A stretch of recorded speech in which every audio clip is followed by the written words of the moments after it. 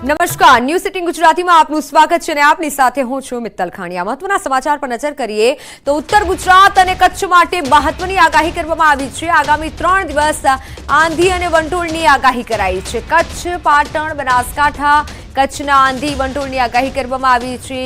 25 થી 30 કિલોમીટરની ઝડપે પવન ફૂંકાઈ શકે છે। રાજ્યમાં આગામી 7 દિવસ વાતાવરણ સૂકું રહેશે।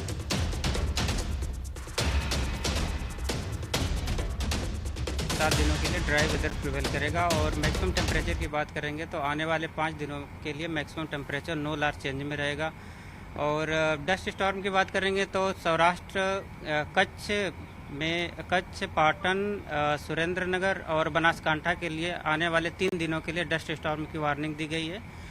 और इनलैंड रीजन पे गुजरात स्टेट में स्ट्रांग सरफेस विंड प्रिवेल करेगी आने वाले 3 दिनों के लिए, जिसकी विंड की स्पीड होगी 25 से 30 किलोमीटर पर आवर।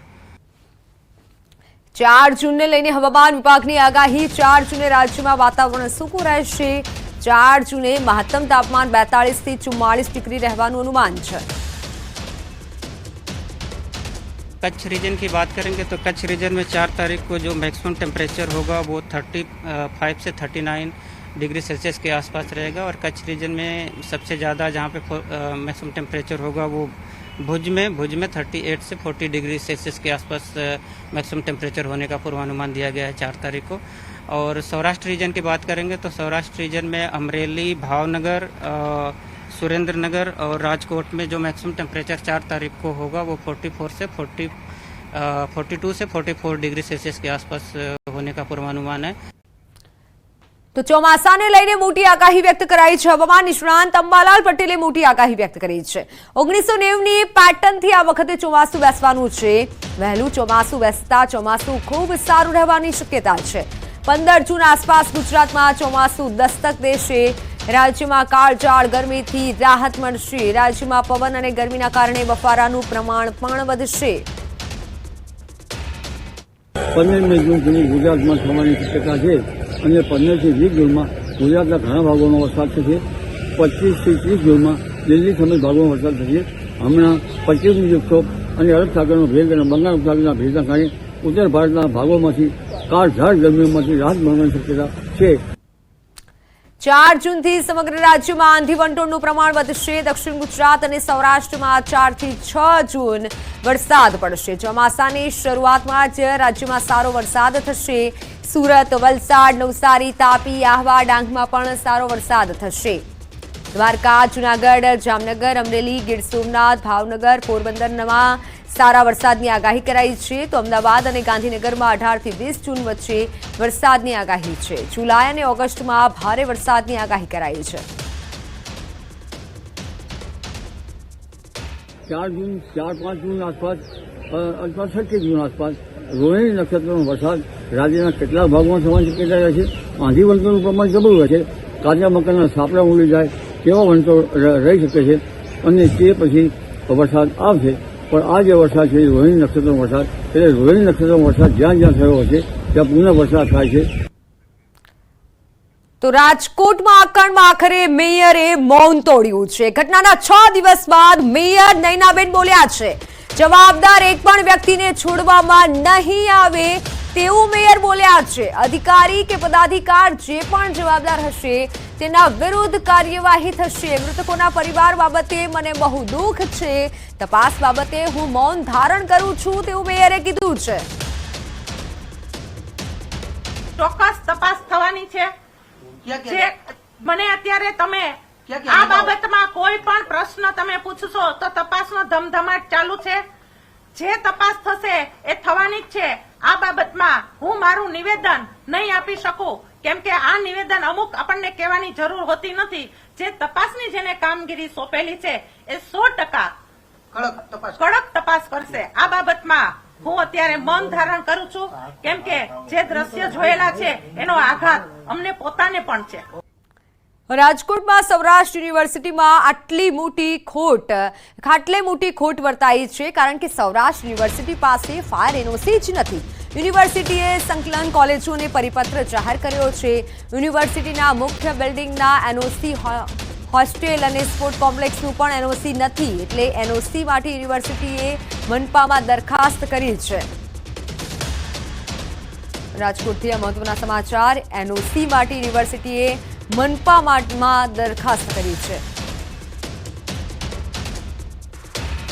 રાજકોટ શહેરમાં અગ્નિકાંડની ઘટના બાદ સમગ્ર દેશમાં ચકચાર મચી ગઈ હતી. જો કે આ ઘટના બાદ પણ સૌરાષ્ટ્ર યુનિવર્સિટીનું નરગોળ તંત્ર હજુ જાગતું ન હોય તેવા દ્રશ્યો સામે આવી રહ્યા છે. ખાસ કરીને વાત કરવામાં આવે તો જે છે રાજકોટ શહેરની સૌરાષ્ટ્ર યુનિવર્સિટી છે કે જ્યાં હજુ પણ જે ફાયર એનઓસી લેવામાં નથી આવી. આ મુખ્ય બિલ્ડિંગ છે કે જેમના માટેની એનઓસી જે છે અત્યારે સૌરાષ્ટ્ર યુનિવર્સિટી પાસે નથી. સૌરાષ્ટ્ર યુનિવર્સિટીના મુખ્ય બિલ્ડિંગ ઉપરાંત સ્પોર્ટ્સ સંકુલ છે સહિતની અલગ અલગ જગ્યાઓ માટેની જે ફાયર એનઓસી લેવી જોઈએ તે હજુ સુધી પણ લીધી નથી. જોકે હવે આ તંત્ર જાગ્યું છે અને ફાયર એનઓસી માટેની દરખાસ્ત પણ કરી દીધી છે. પરંતુ વાત કરવામાં આવે તો સૌરાષ્ટ્ર યુનિવર્સિટીમાં જે છે અલગ અલગ 29 જેટલા ભવનો આવેલા છે, જેમાં 4000 જેટલા વિદ્યાર્થીઓ અભ્યાસ કરતા હોય છે. ત્યારે જો આગની કોઈ ઘટના બને અથવા તો કોઈ આવી દુર્ઘટના બને ત્યારે વિદ્યાર્થીઓની સલામતીને લઈને પણ અનેક સવાલો ઉઠી રહ્યા છે. સામાન્ય રીતે સૌરાષ્ટ્ર યુનિવર્સિટી જે છે કોઈને કોઈ વિવાદમાં અવારનવાર આવતી રહેતી હોય છે. ત્યારે ફરી એક વખત સૌરાષ્ટ્ર યુનિવર્સિટી છે તે ફાયર સેફટીને લઈને વિવાદમાં આવી છે. અહીંયા અભ્યાસ કરવા આવતા વિદ્યાર્થીઓની જે છે સુરક્ષાને લઈને પણ અનેક સવાલો ઉઠી રહ્યા છે. વાત કરવામાં આવે તો સૌરાષ્ટ્ર યુનિવર્સિટી દ્વારા અન્ય કોલેજોને તો પરિપત્ર પાઠવી દેવામાં આવ્યો છે, ફાયર એનઓસી લેવા માટેનો પરિપત્ર પાઠવી દેવામાં આવ્યો છે, પરંતુ પોતે જ જે છે આ નિયમ ભૂલી ગયો હોય તેવા દ્રશ્યો સામે આવી રહ્યા છે. સૌરાષ્ટ્ર યુનિવર્સિટીના સંચાલકો જ આ નિયમ ભૂલી ગયા છે તેવી દ્રશ્યો સામે આવી રહ્યા છે. ત્યારે ક્યાંક ને ક્યાંક વાત કરવામાં આવે તો જે છે જે આ સૌરાષ્ટ્ર યુનિવર્સિટી છે ત્યાં તાત્કાલિક એનઓસી લેવામાં આવે તે વિદ્યાર્થી સંગઠનોની પણ માંગ જોવા મળી રહી છે. હાર્દિક જોશી, ન્યૂઝ 18 ગુજરાતી, રાજકોટ. અગ્નિકાંડમાં એમડી સાગઠિયાની મુશ્કેલી વધી છે. પાછલા 10 વર્ષથી સાગઠિયાનું એક ચક્રીય શાસન હતું. 6 મ્યુનિસિપલ કમિશનર બદલાયા, તેમ છતાં સાગઠિયાનું એક ચક્રીય શાસન હતું. 2014થી ઇન્ચાર્જ અને 2023માં કાયમી અધિકારી તરીકે સાગઠિયા નિમાયા હતા. વર્ષ 1995માં મદદનીશ ઇજનેર તરીકે એમડી સાગઠિયા જોડાયા હતા. દાયકાઓથી ટીપી શાખામાં પોતાનું પ્રભુત્વ જમાવી રાખ્યું હતું. ખેત મજૂરના પુત્ર સાગઠિયા અને તેનો પરિવાર કરોડો રૂપિયાના આસામી અજય ભાદુ, વિજય નહેરા, બંછાનિધિ પાની, ઉદિત અગ્રવાલ, અમિત અરોરા અને આનંદ પટેલના સમયમાં સાગઠિયા ટીપીઓ તરીકે ફરજ બજાવી ચૂક્યા છે. આટલા વર્ષથી ફરજ બજાવી છતાં કોઈને કંઈ પણ ભાર ન મળી. 2023માં સાગઠિયા કાયમી અધિકારી તરીકે પણ નિમાયા હતા. એક ચક્રીય શાસન સાગઠિયાનું હતું. તો રાજકોટ ટીઆરપી ગેમ ઝોન અગ્નિકાંડ મામલે હવે તપાસનો ધમધમાટ તેજ થઈ રહ્યો છે. સરકાર દ્વારા સીટની રચના કરવામાં આવી છે. સીટની ટીમ દ્વારા ઉચ્ચ અધિકારીની પૂછપરછ શરૂ કરાઈ છે, જેમાં એસીબી દ્વારા ટીપીઓ એમડી સાગઠિયાની પૂછપરછ કરાઈ હતી. રાજકોટ મહાનગરપાલિકામાં એક જ જગ્યાએ નોકરી કરતા ટીપીઓ સાગઠિયાની કરોડોની મિલકત સામે આવી છે.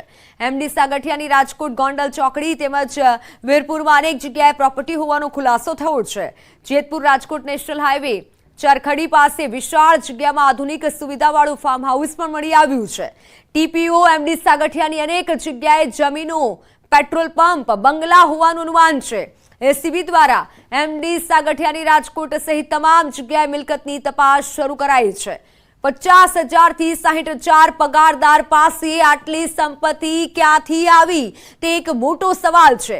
એસીબી દ્વારા સઘન તપાસ કરવામાં આવે તો અનેક બેનામી વ્યવહાર મળે તેવી શક્યતા છે.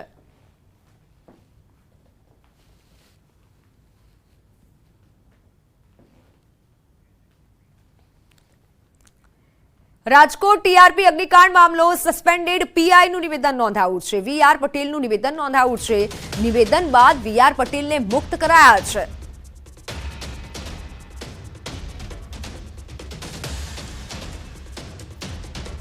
અમદાવાદથી મહત્વના સમાચાર. અમદાવાદ ગ્રામ્યની શાળાઓમાં તપાસનો ધમધમાટ શરૂ થયો છે. ગ્રામ્યની 70 શાળાઓમાં તપાસ હાથ ધરાઈ છે. ફાયર સેફટી અને એનઓસીને લઈને તપાસ કરાઈ રહી છે. 2 શાળાઓએ ફાયર એનઓસી રિન્યુ ન કરાવી હોવાથી નોટિસ આપવામાં આવી. 6 શાળાઓમાં પતરાના શેડ ધ્યાને આવતા નોટિસ અપાઈ. નોટિસ ફટકારવામાં આવી, જ્યારે જવાબ રજૂ કરવા માટે પણ આદેશ કરાયો છે. એમાં જો ફાયર એનઓસીની વાત કરીએ તો ફાયર એનઓસી તો લગભગ તમામ શાળાઓ પાસે ઉપલબ્ધ છે. 2 શાળાઓ એવી અમારી અમદાવાદ ગ્રામ્ય જિલ્લાની છે કે જેઓનું ફાયર એનઓસી એક્સપાયર થઈ ગયું છે. એમને અમે નોટિસ આપેલ છે, તાકીદ પણ કરેલ છે કે શાળા શરૂ થાય તે પૂર્વે એટલે કે 12 તારીખ પૂર્વે તેમની પાસે ફાયર એનઓસીનું રિન્યુઅલ હોવું જોઈએ. અમદાવાદમાં શિક્ષણ વિભાગ અને શાળા સંચાલકો આમને સામને આવી ગયા છે. સ્કૂલ વેન અને રિક્ષામાં વિદ્યાર્થીઓને બેસાડવાની જવાબદારી મામલે શાળા સંચાલક મંડળે નિવેદન આપ્યું છે. સ્કૂલ કેમ્પસમાં બાળક આવી જાય પછી સંચાલકની જવાબદારી બને છે. કેમ્પસની બહાર રોડ પરની જવાબદારી શાળા સંચાલકની ન હોય. સાથે શાળા સંચાલકોએ વિરોધ નોંધાવ્યો છે. માની લો કે 4 રસ્તે ટ્રાફિક પોલીસે કંઈક સગવડ ગોઠવાઈ ગઈ અને 15 છોકરા આવવા દીધા અને પછી કંઈક કેસ થયું તો એની જવાબદારી શાળા સંચાલકની હોય નહીં, સવાલ જ નથી. અમારા કેમ્પસમાં બાળક ભણવા આવે ત્યારે નિયમિત દિવસોમાં અમારી જવાબદારી, કેમ્પસ બહાર વાલીની જવાબદારી. વડોદરામાં MGVCLનો મોટો છબરડો. ગ્રાહકને 13.45 લાખનો બિલનો મેસેજ આવ્યો. સ્માર્ટ મીટર લગાવ્યા બાદ બીજો છબરડો સામે આવ્યો. બીજો છબરડો એ કે જેલપુર રોડ પર રહેતા પરિવારને બિલ આવ્યું. વીજ કચેરીએ રજૂઆત માટે પરિવાર પહોંચ્યો અને આ અધધ બિલ આવ્યું છે પરિવારને. સ્માર્ટ મીટર લગાવ્યા બાદ આ બિલ આવ્યું છે. જેલપુર રોડ પર રહેતા પરિવારને મોટું બિલ આવ્યું છે. અમારા છે ને પહેલાં 2 મહિનાનું 2500-2600 એવું આવતું હતું ને હવે આટલું બધું આવી ગયું છે તો અમને હવે બહુ ટેન્શન આવી ગયું છે. એટલે અમારે આ સ્માर्ट मीटर જોઈએ ને, અમારું જે જૂનું मीटर હતું એ જ જોઈએ. स्मार्ट मीटर डाला तो 13,45,000 का बता रही आएगा. उसके बाद फिर अभी हमारे को टेंशन आ गया आएगा कि हम ये कैसी रिश्ते भरे. हमारे 4 लड़कियां है यहाँ, एक कमाने वाला है, ઘણા માણસ પણ ઘરમાં છે, એવી રીતને 8 જણા છે. હવે એ લોકો ઘરનું પૂરું કરે કે છોકરીઓને ભણાવવાનું કે ખાવાનું કરવાનું. તો રાજકોટ ધોરાજીમાં ફરી એકવાર આખલા યુદ્ધ ખેલાયું છે. ધોરાજીમાં આખલા યુદ્ધથી સ્થાનિકો ત્રાહિમામ પોકારી ઉઠ્યા છે. રખડતા આખલાઓથી ધોરાજીવાસીઓ ભયભીત બન્યા છે. ધોરાજીના લાલા લજપતરાય વિસ્તારમાં આખલા યુદ્ધનો વિડીયો હોવાનું અનુમાન છે. અગાઉ પણ આખલા યુદ્ધના કારણે કેટલાક લોકો ઇજાગ્રસ્ત થયા હતા. રસ્તા પર આખલા યુદ્ધના કારણે અનેક લોકોના જીવ જોખમમાં મુકાયા હતા. બોટાદમાં સબસિડીવાળી લોન લેવાનું કહી 25 લોકો સાથે 7 લાખ ઉપરાંતની છેતરપિંડી હોવાનું સામે આવ્યું છે. ભોગ બનનાર લોકોના ઘરે અમદાવાદ વકીલની નોટિસ આવતા પોતે છેતરપિંડીનો ભોગ બન્યા હોય તેવી જાણ થઈ હતી અને જેથી ભોગ બનનાર મંજુબેન ચાવડાએ 3 શખ્સો વિરુદ્ધ પોલીસ ફરિયાદ નોંધી છે. પોલીસે 3 આરોપીની ધરપકડ કરી આગળની તપાસ હાથ ધરી છે.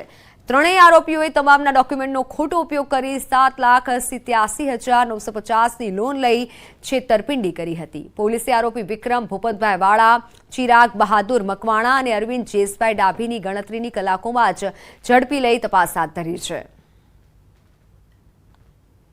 સબસિડીવાળી લોન આપવાનું કહી અને એક ફ્રોડ છે તે આચરવામાં આવ્યું હતું, જેમાં આ જે ભોગ બનનાર છે તેમની પાસેથી તેમના આધાર કાર્ડ, પાન કાર્ડ વગેરે મેળવી અને તેમને સબસિડીવાળી લોન મળે છે તેવું કહી અને આ જે આરોપીઓ છે તેમના દ્વારા CJ ફાઇનાન્સ કરીને એક જે કંપની છે તેમના ફોર્મમાં સહી કરાવી અને લોન લેવામાં આવી હતી. છોટાઉદેપુરમાં જોખમી સવારીનો વિડીયો વાયરલ થયો છે. બોડેલીમાં વાહનમાં ઓવરલોડ મુસાફર ભર્યા હોય તેવો આ વિડીયો વાયરલ થયો છે. મુસાફરો CNGની ટાંકી પર બેઠેલા નજરે પડી રહ્યા છે. વાહન ચાલકો કાયદાની એસી કી તેસી કરી રહ્યા છે. આ વિડીયોમાં સ્પષ્ટ દેખાઈ રહ્યું છે. CNGની ટાંકી પર મુસાફરો બેઠા છે. વાહન ચાલકો કાયદાને ઘોળી અને પી ગયા છે. છોટાઉદેપુરનો આ વિડીયો છે. જોખમી સવારી થઈ રહી છે.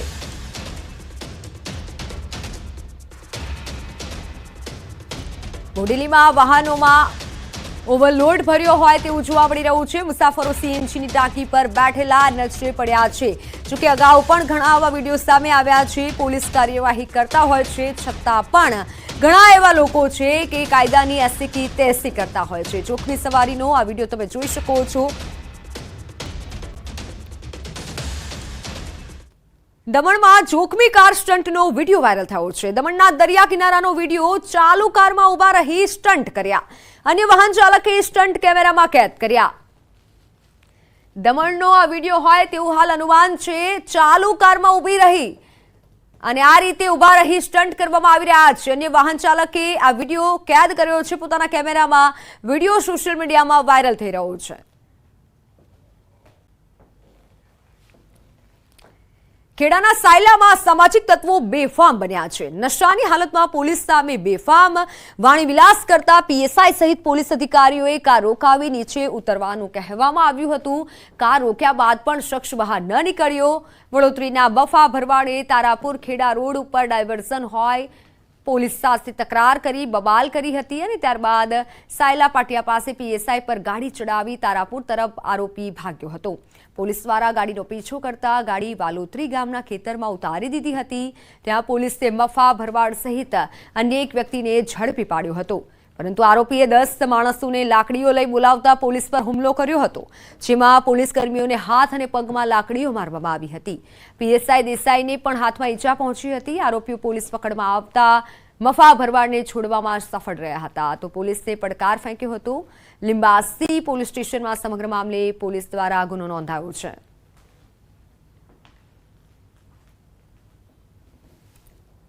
આજે ભરવાડ છે મફા ભરવાડ, એણે પોતાના જાણીતા સંબંધીઓને 8-10 જણાને બોલાવી અને પોલીસ 4 હતા એટલે એમની પાસેથી આરોપીને છોડાવી લીધેલા અને એમને ઈજા પહોંચાડેલી. એટલે ટોટલ 2 ગુના દાખલ કરવામાં આવ્યા છે. સુરતમાં અસામાજિક તત્વોની દાદાગીરી સામે આવી છે. વિડીયો એક વાયરલ થયો છે, જેમાં કારમાં આવેલા 4 થી 5 અસામાજિક તત્વો દ્વારા જાહેર રસ્તા પર ચાલતા લોકોને માર મારવામાં આવ્યો હતો. આ અસામાજિક તત્વોએ થોડાક સમય માટે આખો રોડ બાનમાં લઈ લીધો હતો. લોકો સાથે બેભત્સ ગાળા કરી અને ધમકી આપી હતી, ગોળી મારવાની ધમકી આપી હતી. સુરતના ઉધના વિસ્તારમાં આવેલા બીઆરસી મહાપ્રભુનગરના નામે આ વિડીયો વાયરલ થયો છે. ગાડીમાં મ્યુઝિક સિસ્ટમ ચાલુ કરી હાથમાં બોટલ લઈ જાહેરમાં ઝૂમતા અસામાજિક તત્વોના દ્રશ્યો કેમેરામાં કેદ થયા છે. ભરૂચના આમદડા ગામ નજીક આવેલી એચડીએફસી બેંકને તસ્કરોએ નિશાન બનાવ્યું છે. બેંકની તિજોરી ટ્રેક્ટર વડે ખેતરમાં ખેંચી તોડવાનો નિષ્ફળ પ્રયાસ કર્યો. જોકે ઘટનાની જાણ થતાં તાલુકા પોલીસ મથક સહિત ઉચ્ચ અધિકારીઓ સ્થળ પર દોડી આવ્યા હતા. તપાસ હાથ ધરી હતી. શટલ તોડી અને અંદર આવી બેંકની તિજોરીને બહાર લાવી ટ્રેક્ટર વડે ખેંચી ખેતરમાં લઈ ગયા હતા. આ તિજોરીને તસ્કરોએ તોડવાનો પ્રયાસ કરતા તેઓ નિષ્ફળ રહેતા તિજોરી અને ટ્રેક્ટર તેઓ સ્થળ પરથી જ મૂકીને પલાયન થઈ ગયા હતા. જોકે સદનસીબે તિજોરીમાં રહેલી 19 લાખ જેટલી રકમ બચી ગઈ હતી. પોલીસ તપાસમાં સામે આવ્યું છે કે પહેલા તસ્કરોએ આમદડા ગામમાંથી જ ટ્રેક્ટર ચોરી કરી તેને લાવ્યા હતા. જ્યારે ટ્રેક્ટર સ્થળ પર નહીં મળતા તેનો માલિક તેને શોધખોળ કરતા એચડીએફસી બેંકનું શટર તૂટ્યું હોવાનું માલુમ પડ્યું હતું. આ ઘટનાની જાણ તાલુકા પોલીસ મથકમાં કરવામાં આવતા તાલુકા પોલીસ સહિતના ઉચ્ચ કક્ષાના અધિકારીઓ પણ સ્થળ પર દોડી આવ્યા હતા અને તપાસ હાથ ધરી હતી. અન્ય સમાચારો પર નજર કરીએ તો વડોદરામાં મોડી રાત્રે તસ્કરો ત્રાટક્યા છે. કાચિયા ફળિયામાં તસ્કરોએ મકાનને નિશાન બનાવ્યું. 2 તસ્કરોએ મકાનમાંથી ચાંદીના સિક્કા અને ઘરેણાંની ચોરી કરી ફરાર થયા. સ્થાનિકોએ 2 માંથી એક તસ્કરને ઝડપી પોલીસને હવાલે કર્યો. સમગ્ર ઘટનાના સીસીટીવી ફૂટેજ પણ સામે આવ્યા છે. પોલીસની પેટ્રોલિંગની કામગીરી પર અનેક સવાલો ઉઠી રહ્યા છે.